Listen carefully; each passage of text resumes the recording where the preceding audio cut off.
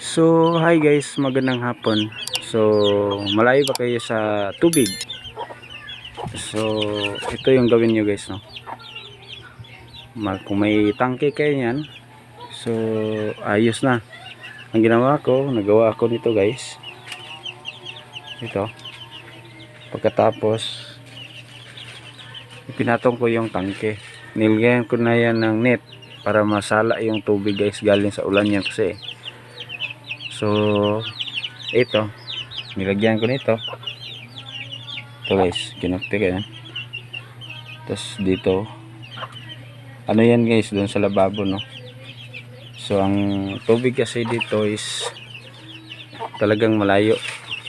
So, dapat ano guys, magawa nito kasi mahirap ang tubig dito.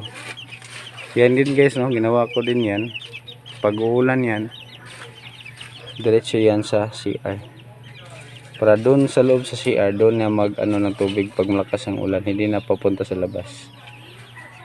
Ito guys, ito guys. Diba? Ang lakas. Ayos, diba?